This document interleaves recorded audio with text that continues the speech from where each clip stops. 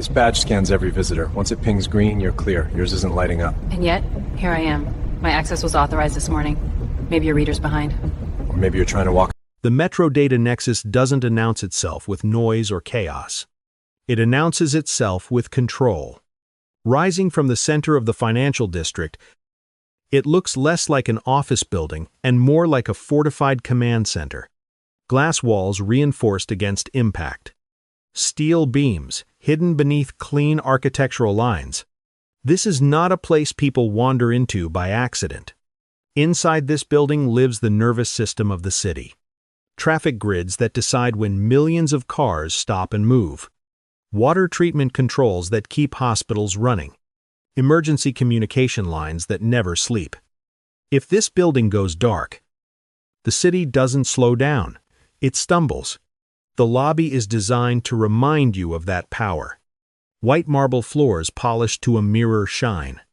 Brushed aluminum walls that reflect faces back smaller than they expect. Ceilings so high they force visitors to lower their voices without being told. Authority here isn't spoken. It's implied. It's kimmenen viisitoista a.m. On a Tuesday in October, morning rush has faded into routine. Technicians tap at tablets. Contractors move quietly through access-controlled corridors. The building hums with the low, constant sound of servers doing work that cannot fail. Everything appears normal. And walking through this space without an escort, without announcement, without ceremony, is a woman most people don't notice. She isn't wearing a suit. She isn't wearing a badge on a lanyard. She looks like someone who works with her hands. But what no one realizes yet is that this woman isn't visiting the Nexus. She owns it on paper, in authority, and in consequence. Her name is Regina Vance, and she has spent 25 years building the city from the inside out. Not from behind conference tables, but from construction zones, bridge decks, and underground tunnels where mistakes cost lives, not money. She learned early that infrastructure doesn't forgive carelessness, and neither should the people who manage it. Her first decade was spent in steel-toed boots and hard hats, overseeing repairs most citizens never noticed unless something went wrong. Bridges that couldn't fail, transit tunnels that had to stay dry, power systems that were only appreciated when they stopped working. Regina earned her reputation there. In places where respect wasn't given, it was measured in competence. The next 10 years moved her upward into city management, where the dangers weren't physical but political. She dismantled corrupt zoning schemes, canceled sweetheart contracts, and rewrote procurement rules that had quietly drained millions from public funds. Contractors feared her audits. Department heads feared her memory. If Regina Vance asked for documentation, excuses didn't survive the meeting. For the last 5 years, she has served as Director of Municipal Operations, the position that quietly controls everything people argue about at City Hall. Budgets, vendors, emergency systems, security contracts. Her signature doesn't just approve projects, it decides who stays employed and who doesn't. At 54, Regina carries herself with the calm certainty of someone who doesn't need to announce authority. She knows where the weaknesses are because she's spent a career fixing them. And on this Tuesday morning, she isn't here for appearances. She's here because the numbers didn't make sense. And when the numbers don't make sense, Regina Vance shows up herself. That Tuesday morning, Regina Vance didn't enter the Metro Data Nexus through the front doors. She came in through the underground parking garage, using the executive elevator reserved for the highest level of clearance. No check-in. No badge scan. No receptionist asking questions. The elevator recognized her authority the moment she pressed the button. She stepped out already, thinking in schematics and load calculations. Over the past 2 weeks, the Nexus had shown irregular power consumption spikes in the server cooling systems. Nothing catastrophic. Not yet, but enough to signal a deeper issue, one that wouldn't reveal itself in reports or meetings. It had to be seen in person. Regina moved with purpose, not haste. She crossed the ground floor toward a restricted utility corridor that led to the building's intake vents and pressure controls. To most people, it was an unremarkable path. To someone who understood the building, it was the artery that kept the whole structure alive. That was when she was noticed. Bryce Miller, the lobby attendant, watched her from behind the polished reception desk. He didn't recognize her name. He didn't recognize her authority. What he saw was simpler and far more dangerous. A black woman in work clothes walking confidently toward a restricted area without a visible badge. He didn't approach her. He didn't ask if she needed help. Instead, his mind filled in the blanks for him. Janitorial staff who'd wandered too far. A maintenance worker who didn't belong. Or worse, someone who shouldn't be there at all. Bryce pressed the button on his radio. "Dispatch.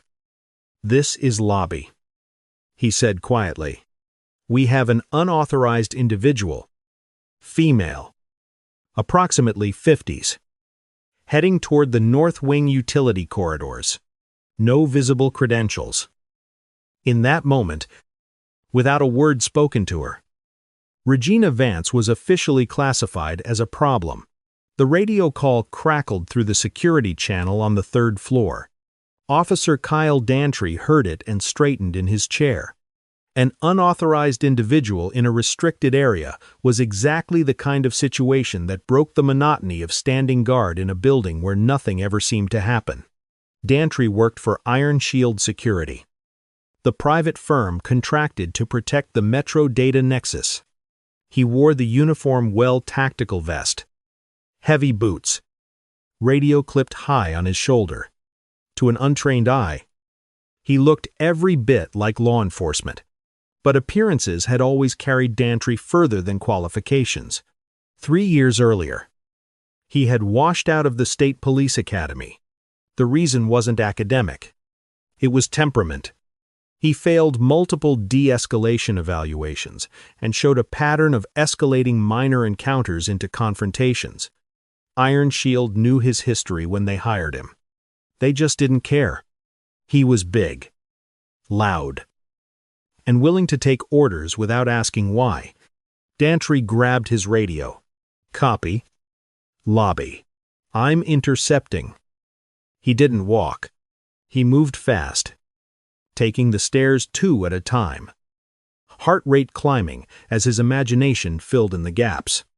In his mind, this wasn't a confused employee or a simple mistake. This was a breach, a test of authority, a chance to prove he was the kind of officer who acted decisively. He spotted her on the third-floor landing near a red zone access panel, an area restricted to top-level engineers and city officials. Regina was focused on the pressure gauge, clipboard in hand, absorbed in her work. Dantry didn't ask a question. He didn't introduce himself. His voice cut through the concrete hallway like a command. "Hey, step away from the panel. Now." The encounter had begun. Regina didn't startle at the shout. She didn't rush. She finished reading the pressure gauge, wrote the number down on her clipboard, and only then turned to face him. Her movements were calm, deliberate, the kind that came from decades of working in environments where panic caused mistakes. She saw a young man, not yet 30, standing too close. His tactical vest looked new, unscuffed by real use. One hand hovered near his taser, not because he needed it, but because he wanted her to notice it. "Is there an issue?" Officer Regina asked, her voice steady, almost curious. "The issue is you," Dantry snapped, closing the distance between them. "You're in a restricted zone. Maintenance staff isn't authorized up here. The break room is in the basement." "I'm not looking for the break room," Regina replied evenly. I'm inspecting the intake valve for the server cooling loop. It's running 3 degrees hot. Dantry let out a short, sharp laugh. Right. And I'm the mayor. His eyes swept over her boots. Her work pants. The lack of a visible badge. Look. I don't know who let you in or if you just wandered off from cleaning. But you don't belong here. I don't wear my badge on a lanyard around heavy machinery. Regina said, her patience thinning. It's a safety hazard. My credentials are on me. Dantry shook his head, smiling like he'd caught her in a lie. Director of Operations. Huh. In work boots, he leaned in slightly. The director's a guy named Vance. He wears a suit. My name is Regina Vance. She corrected, her voice dropping, losing its softness. And I don't wear suits when I inspect infrastructure. For a moment, the hallway was silent. Then Dantry's smile hardened. Lady, he said, do I look stupid to you? Regina held his stare without blinking. You look like someone who hasn't verified what he thinks he knows, she said calmly. Now step back. I have work to finish. Dantry didn't step back. He stepped closer, invading her space until the concrete wall was just behind her shoulder. You don't give orders here, he said. I do. Regina seehid, a slow breath through her nose. The sound of patience being used up. She reached into her back pocket slowly, deliberately, and pulled out a slim black leather wallet. From it, she removed 2 items and held them out at chest level. The first was her city-issued ID, worn at the edges from years of use. The second was a solid black access card. No photo. New barcode. Just a gold-embedded chip and the city seal stamped in silver. This is my identification, Regina said. And this is a master access key. Scan it. Dantry snatched both from her hand. He barely glanced at the ID. His attention locked onto the black card. He flipped it over once, then again. His face twisted with contempt. This is fake, he declared, tossing both items to the floor. They clattered against the concrete. Access cards are white with a blue stripe. I've worked this site for a year. This black thing is nonsense. It's an Omni key, Regina said, bending down to retrieve them. Her movements controlled, dignified. It overrides every lock in this facility. Verify it. I'm not scanning your fake toys. Dantry snapped. You think you can print a black card and walk into a government server hub? That's a felony. Impersonating a city official, that's another. She straightened slowly. Officer, you are making a career-ending mistake. Call dispatch. Ask them to verify Regina Vance. Do it now. Dantry shook his head. Ego fully in control. I don't need dispatch. I know what I'm looking at. He reached for his cuffs. Turn around. Hands behind your back. Regina didn't move. I am not trespassing, she said clearly. I am the client. My signature funds your unit. Dantry lunged. His hand clamped onto her wrist and twisted it sharply behind her back, not to guide, but to punish. Stop resisting, he shouted into the empty hallway. I am not resisting, Regina said through clenched teeth. I am complying under duress. The metal cuffs snapped shut, and in that instant, a misunderstanding became an arrest. The sound of the handcuffs echoed louder than it should have in the narrow corridor. Metal on metal. Final. Dantry tightened them one unnecessary click further. Just enough to remind her who he thought was in control. Regina inhaled slowly, steadying herself, refusing to give him the reaction he seemed to want. At that moment, the service elevator at the end of the hall chimed softly. The doors slid open, and two senior electricians stepped out, tool belts heavy at their sides. They froze when they saw what was happening. "Hey, whoa." One of them blurted out. "Officer." "That's Ms. Vance." Dantry didn't turn around. "Stay back," he barked. "This subject is under arrest for trespassing and possession of forged credentials." "Forged," the other electrician said, disbelief creeping into his voice. "She runs this place." Dantry ignored them. He spun Regina around and pushed her forward. "You can explain it to the judge," he said. Regina met his eyes for a brief moment. Her face was calm, but there was something cold and precise behind it. "Officer Dantry," she said evenly, reading his name tag. "My signature authorizes Iron Shield Security to operate in this building. Clause 14.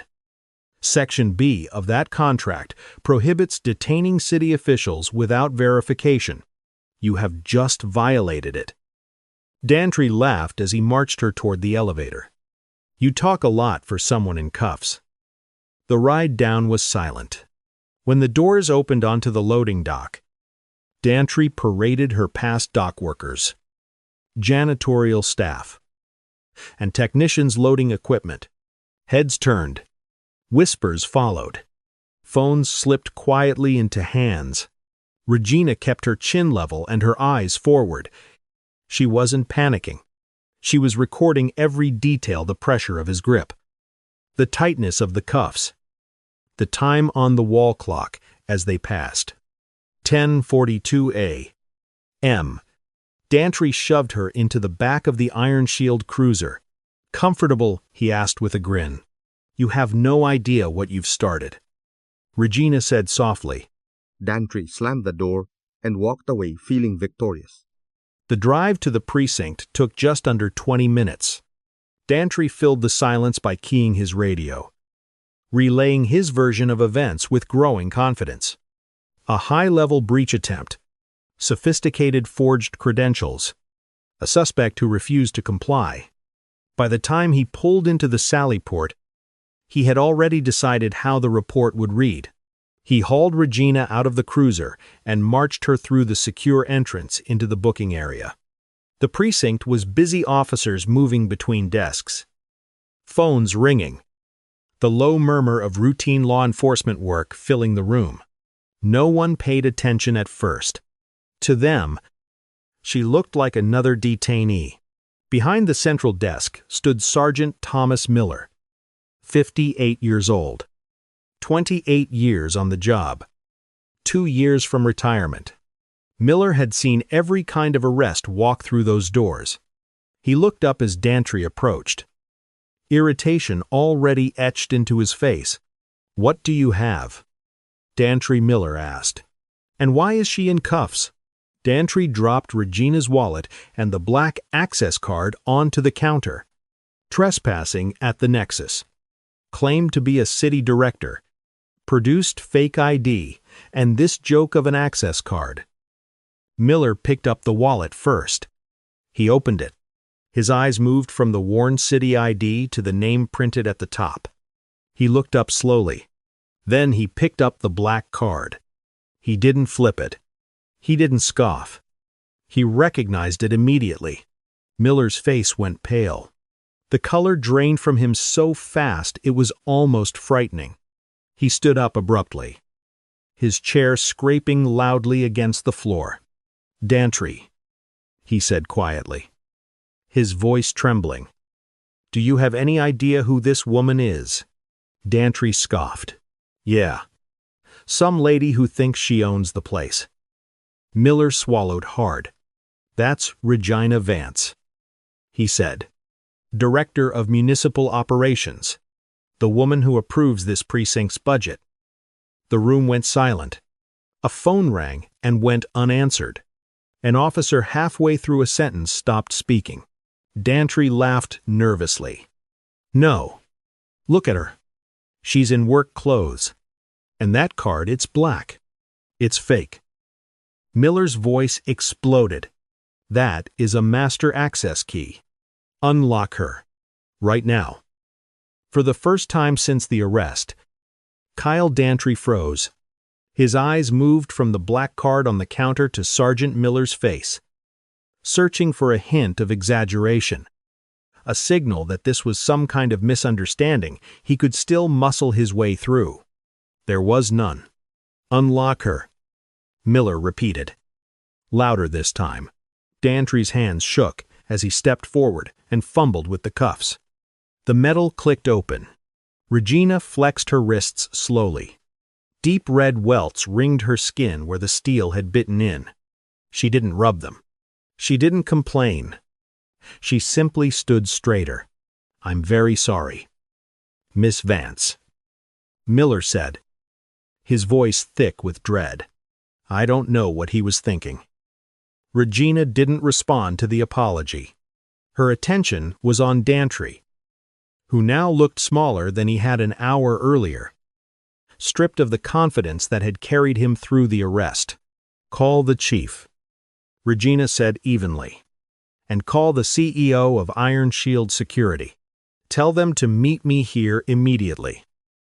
Yes, ma'am, Miller replied, already reaching for the phone. Dantry opened his mouth.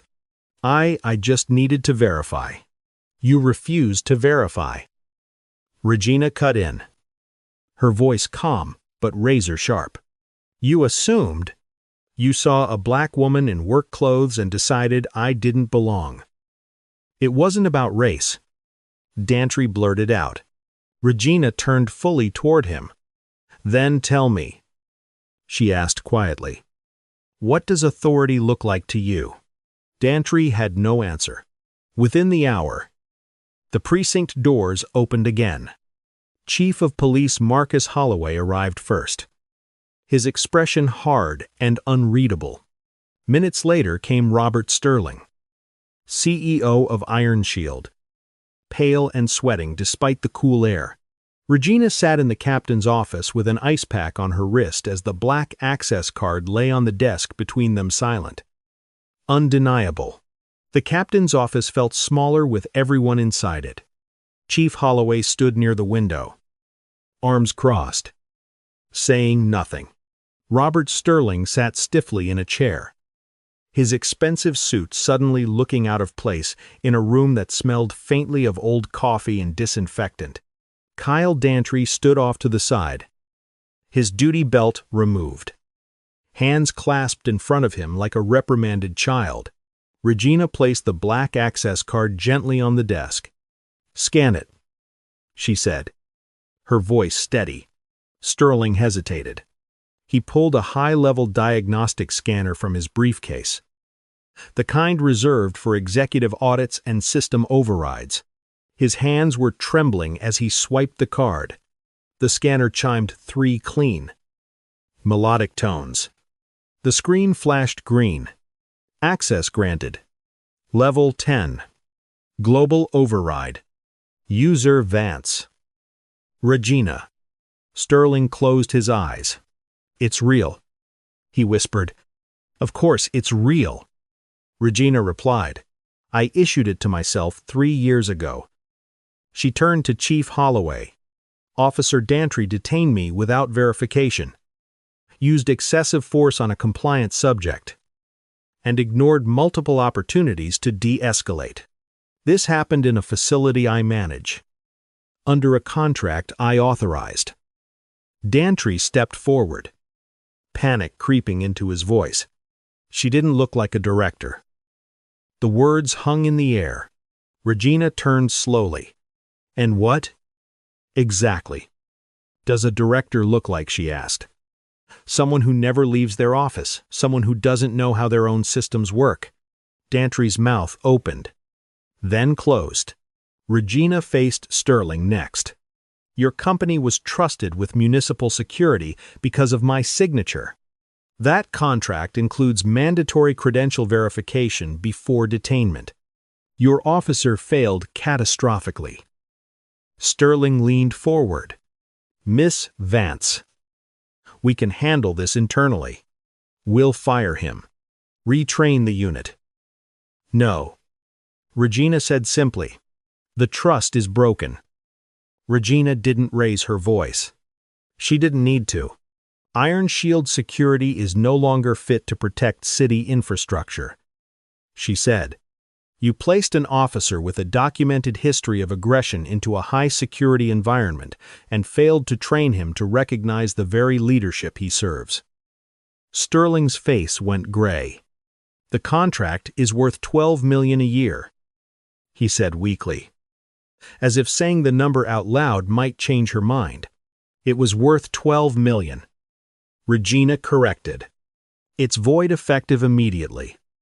Chief Holloway nodded once. He didn't argue. He didn't negotiate. He understood exactly what had just happened. Regina turned her attention back to Dantry. You wanted to be a hero, she said. You wanted to catch someone. Instead, you became the liability. Dantry swallowed hard. I was just doing my job. No, Regina replied. You were protecting your assumptions. By the time Regina stood to leave, Iron Shield's contract had been terminated. Effective the next morning, Kyle Dantry was fired before he left the building. His special police powers were revoked, and his name was circulated to every major security firm in the state. No appeals. No quiet transfers. The fallout came quickly. Iron Shield's stock dropped within days as news of the termination spread. Lawsuits followed. 6 months later, the company filed for bankruptcy. The city settled Regina Vance's civil rights lawsuit for $4 million. She redirected much of it into a scholarship fund for minority engineers entering public service, people who, like her once had, would be judged long before they were understood. Regina returned to work the next morning, her wrist still sore, her resolve intact. The Metro data nexus never shut down. The servers kept humming. The lights stayed on. The city moved forward as if nothing had happened. But inside the building, everything was different. The new security team, now hired directly by the city, stood straighter. They asked questions. They verified credentials. They learned quickly that authority doesn't always announce itself with a uniform or a raised voice. Sometimes it shows up quietly, wearing work boots, holding a clipboard, and doing the work no one else bothers to check. Regina Vance continued her inspections. She still walked the corridors alone. She still crawled through utility spaces when the data didn't make sense. But now, when she passed through security checkpoints, people looked twice, not because they feared her, but because they understood who she was. And yet, this story isn't really about Regina. It's about the people who don't have a master access card, the people who can't end a contract with a sentence, the people who are stopped, questioned, detained, or hurt simply because they don't look like they belong. Kyle Dantry believed he was protecting the building. In reality, he was protecting his own prejudice and the system that rewarded it until it finally couldn't anymore. Accountability didn't come from his uniform. It came when power met proof. So the question remains, how many times does this happen when no one important is watching? How many stories never make it past the hallway? If you believe accountability matters, share this story. Because justice shouldn't depend on what you're wearing, the color of your skin, or whether someone thinks you look the part. Thanks for watching. Stay safe out there.